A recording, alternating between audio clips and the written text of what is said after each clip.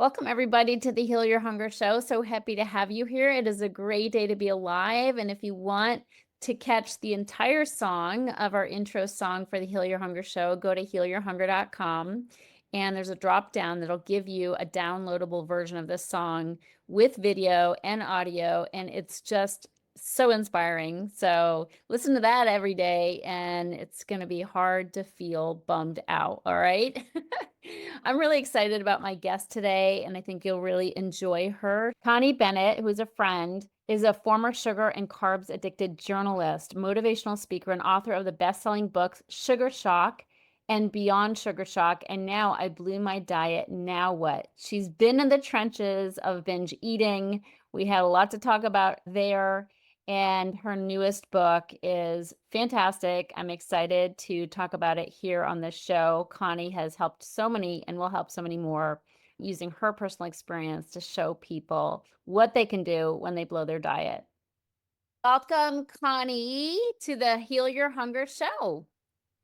Tricia, thank you so much for having me. Very excited. Yeah, good to see you. We've been friends for a long time, and we're both fighting the good fight, helping people heal in all different kinds of ways around diet and exercise and weight loss. And I just am so proud of you and what you've just created, which is your new book, I Blew My Diet, Now What? So it's so colorful and gorgeous. So congratulations on this. It's Thank you so much. gorgeous. And you're wearing red to match your cover. So I love that. Extra points for that. You figured it out. Yeah, I love it. And your TED Talk just came out, your TEDx Talk. So congratulations on that. Yes. You work really cute clothes for that. I'm all about the visual. So, I'm all about like matching. I mean, I didn't know what colors the artist was going to use for my book cover. So I'm like, okay, now how do I match my wardrobe to match the book cover? it's fantastic. I love it. So yeah, you've been in this industry for a long time, and then you had a little incident, right? And so will you talk to us? I wouldn't call it so little. I I would know. call it a big, prolonged relapse that went on and on and on. Tell us about it. Well, for over a decade, I've been eating what I call cleanly, eating just no sugar, no processed carbs. And I also had become recognized as author of 2 books, Sugar Shock and then Beyond Sugar Shock. So people knew me as a sugar and carb expert. So when you're an expert, you know, you have very high standards. You're supposed to set an example for the people that you're helping, right? Right. So after my mom died, it was a very, very difficult year being with her. I had moved across country to be with her in her final months, turned out to be a year, and I blew my diet, hence the book. It was unlike anything I'd ever experienced before. I mean, I had had issues in the past when I had kicked sugar and processed carbs, but this was just off the charts. And so I was like, what happened? I mean, I of all people who've been eating so well and no sugar and no processed carbs for over a decade, why did I fall so flat on my face? So that basically began my journey to figure out why do millions of us eat so badly? And why can't we stop? And how can we stop? And how can we do so in easy, science-based ways? I love that. Did your overeating start as soon as you moved to be with your mom, or was it kind of a slide downhill as you, because caregiving is really stressful? Well, funny that you mentioned it. It began while dealing with her, but in very minimal ways. Like she had a nurse and she went out of the house for a few hours, and so all of a sudden I was eating like a bag of chips. But it escalated. It just morphed into something different after I lost her. So the grief, obviously the grief of the loss, compounded with the fact that you kind of were already off your game. Well, I dearly love my mother, but cancer can affect your personality. So as I was with my mother in her dying months, I began to recognize that there were different aspects of her personality that I had never seen. I mean, I was used to this, like, polite, dignified, polished mother. What I basically saw were three moms. There was brave mom, who was just amazing and like to do all these interesting different things. And then there was cancer mom. And cancer mom,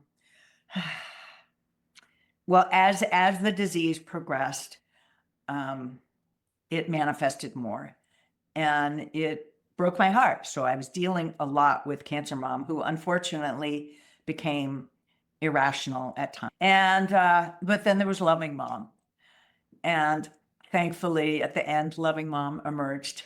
But I Mm, was juggling with like these three different mothers, and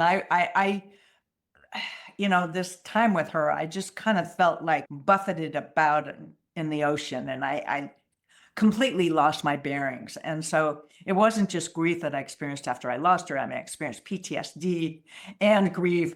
And I also had moved for her. So I was in a whole different part of the country. And what did I do? I turned to junk foods. I turned to carbs. Now, here's the irony. Okay. I did not eat any sugar in that time. Not at all. I haven't had sugar for, I don't know, 15 years, whatever. It's been a long time. But I was lying to myself. I ate processed carbs. Like, duh. yeah, Processed carbs turn to sugar in your bloodstream. Like, yeah, I knew that. I know that so well. I'd been coaching people for more than a decade to help them to quit both sugar and processed carbs. So I was kind of white lying to myself. yeah. So basically, uh, after my mother died, after I lost my mother, I basically lost myself.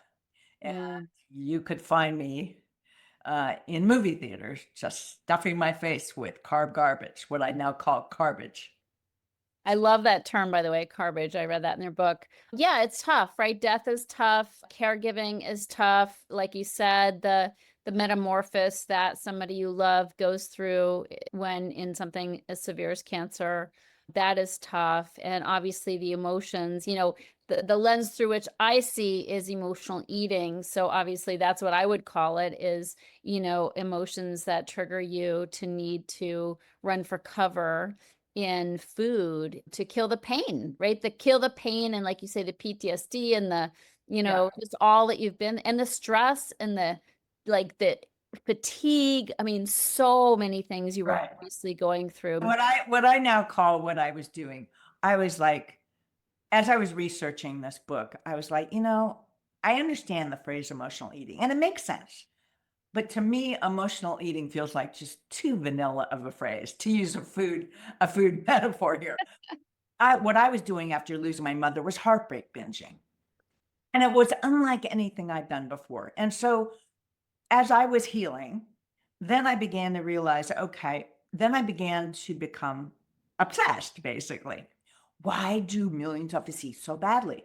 And I discovered that there are 21 reasons that people eat badly. And then once you discover why you're doing it, that frees you up to then change. Heartbreak binging is one of many One types. of the 21. Another one is what I call caregiving chomping.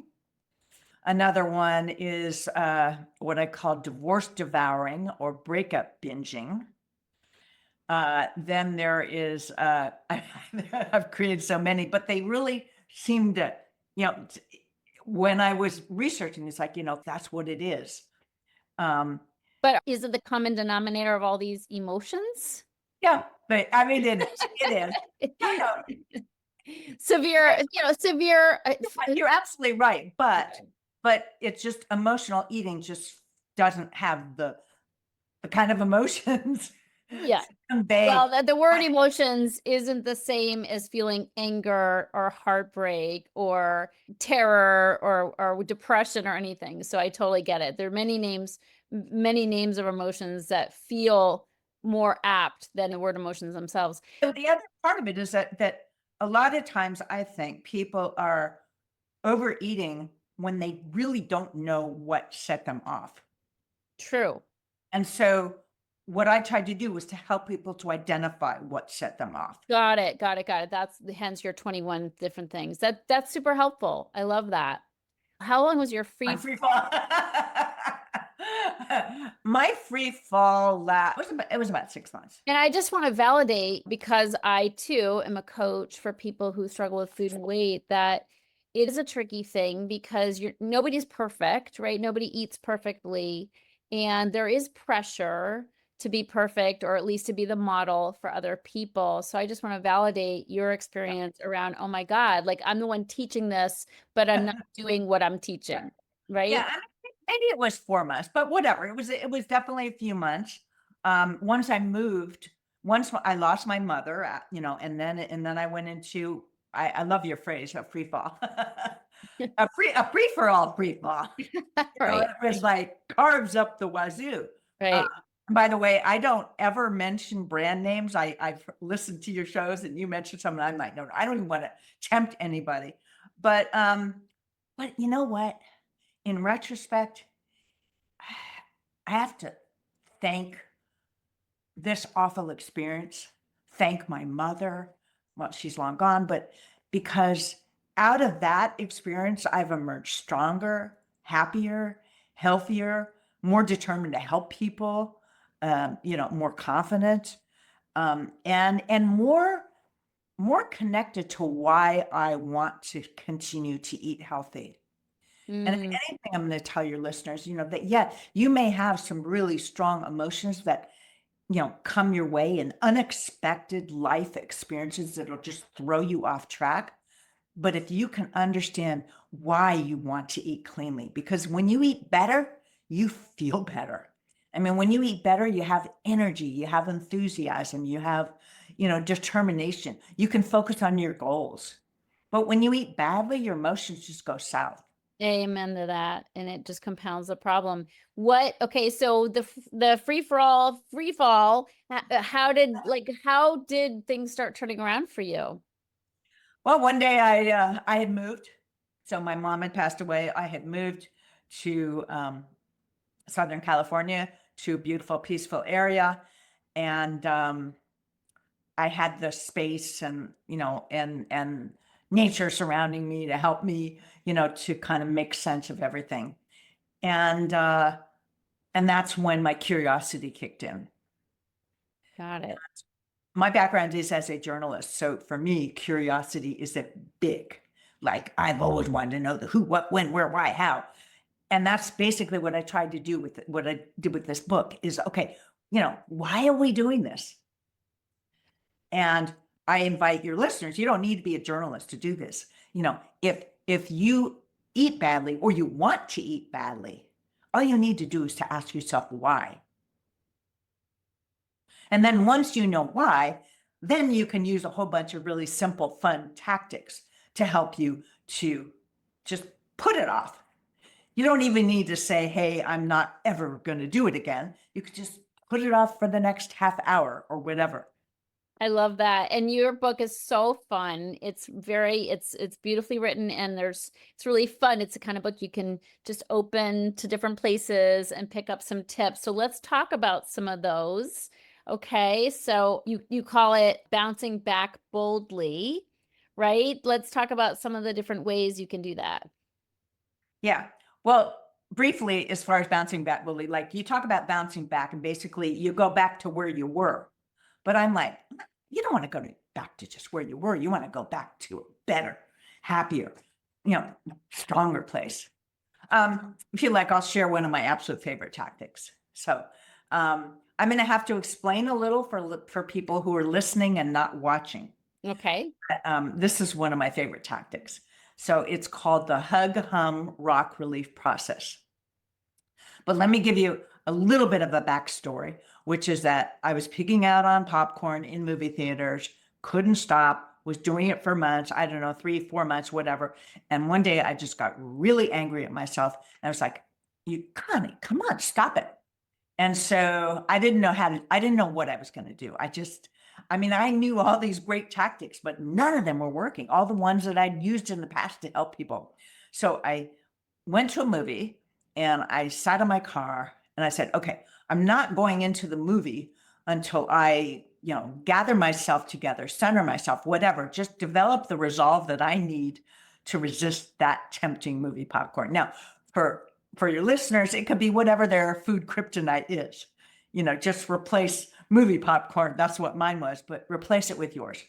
And so I sat in the car and I turned on a tune, and it was a very calming, soothing tune. So what I started to do was so for those listening and not watching, I'm putting my arms around myself and I'm like rocking. And then I was humming. And then I got fresh with myself or whatever. And I'm touching myself. And I did that through two songs. And oh my God, I went into the movie theater and I waltzed right by the concession stand. And I, kind of snubbed my nose, and I didn't have any movie popcorn. And afterwards I became fascinated. Like, what had I just done? What did I do?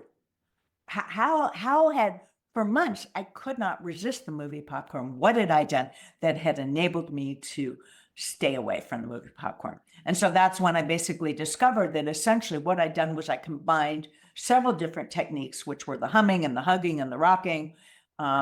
And if you sing along, and each of them has their own special things that happen, like it could, reduce your levels of cortisol, which is the stress hormone, or it can elevate your levels of oxytocin, release your levels of oxytocin, all these wonderful chemicals. Yeah, calm your nervous system, right?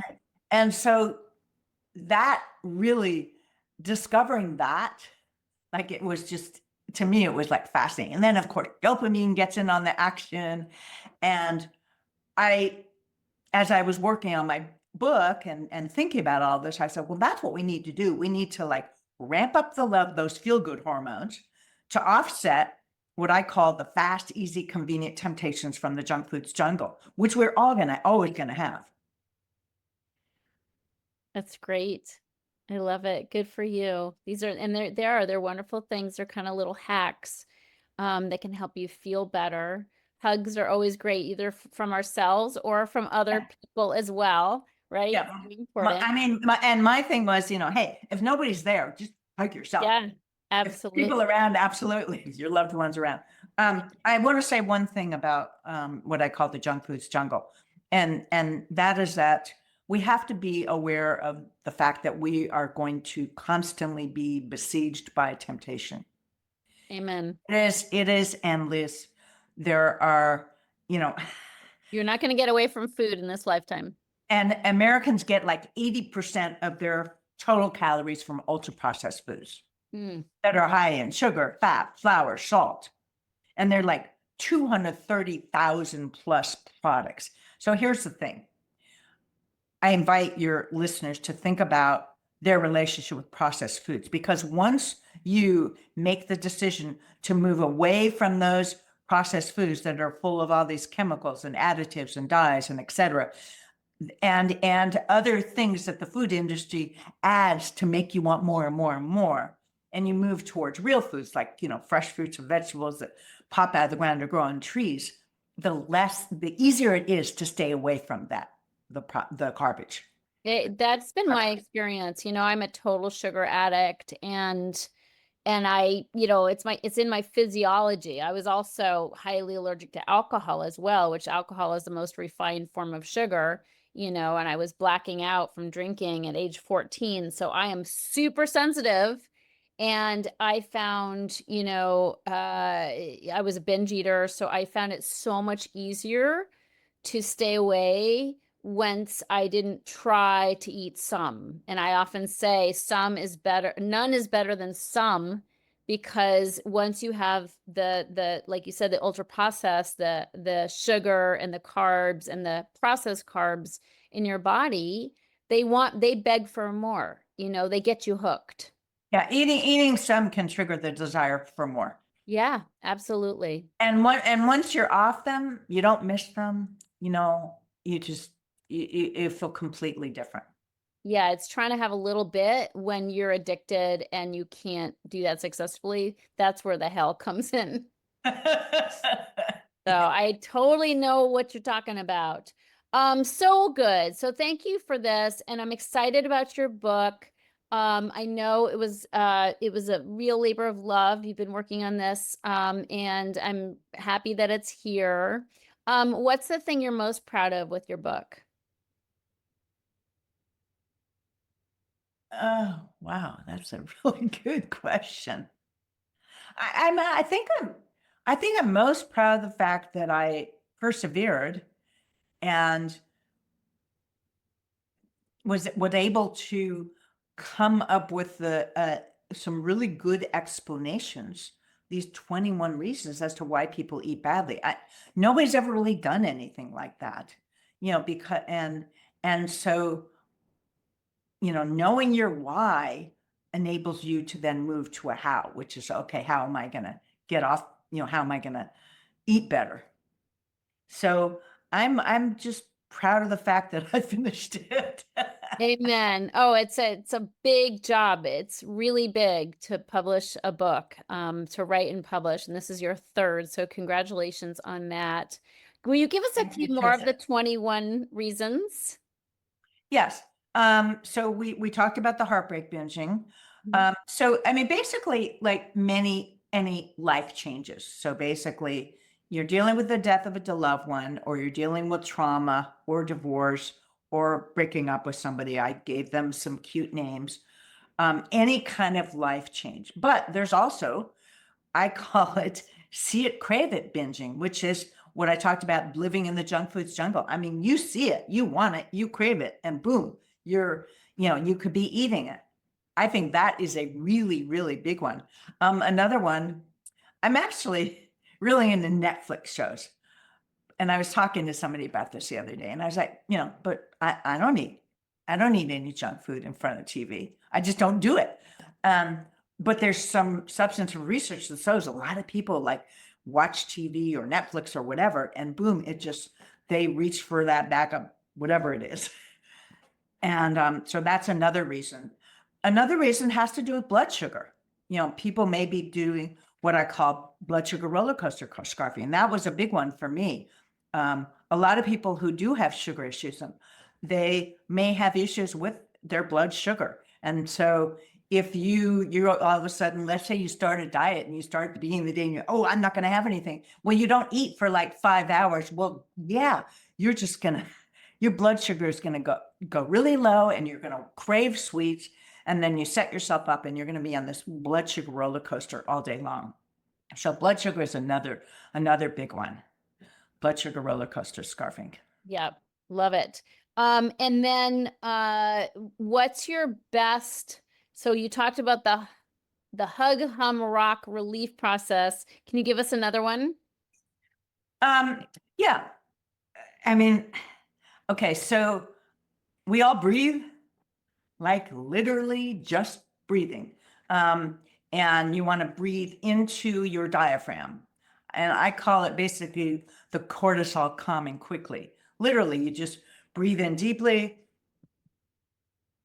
to your diaphragm and then you breathe out. And I began to add something. This was another one I created while my mom was terminally ill because I was so incredibly stressed out. And I was like, I needed to figure out a way. And so I was just like, I breathed in like, peace of mind is mine now. And then I just breathed out, peace of mind is mine now. And literally, it's just like was this mantra to just calm me down. And what's nice about this one is you can do it anywhere. Well, you can do all these. Most of the techniques that I created or researched and talked about, you can do anywhere. And that was my point, that you need to have fast, easy, convenient tools to use to offset those fast, easy, convenient temptations in the junk foods jungle. Yeah, I love that. And breathing is so good. And the key is that we have to, again, calm our nervous system, know that we're safe and know that we can pause and we don't have to be in that react mode. We can respond instead when we do calm ourselves down. So I love all these. They're great. For those listening, you can pick up Connie's book. It's just about anywhere, but Amazon, of course, is where we usually go. And it's called I Blew My Diet, Now What? So I'm really, really happy for you, Connie, and I'm excited for people to get their hands on your book. It's just coming out like imminently, and good job. And I'm excited to see all the different ways people's lives are impacted by your incredible work. I And have one. I need to thank you to tell your listeners, Tricia was nice enough to um, say some really nice words about my book. So that just meant the world to me. Yeah, well, I'm in good company. There's a lot of really awesome people who have endorsed your book. So that was fun to read. My last question for you, this being the Heal Your Hunger show, Connie, what is your deepest hunger? Um, it's a different kind of hunger, but I hunger to serve people in the best way possible. And this book is part of that. I feel that I have had the experiences that I've had, the challenges that I've had, they put me in a good position to be able to serve as many people as possible. So yeah, I hunger to serve and to reach millions. Amen. Amen. And you will, and you are. So beautiful. Thank you for sharing that with us. And thanks for your wonderful work. And we have a gift. You talked about a cool URL people can go to.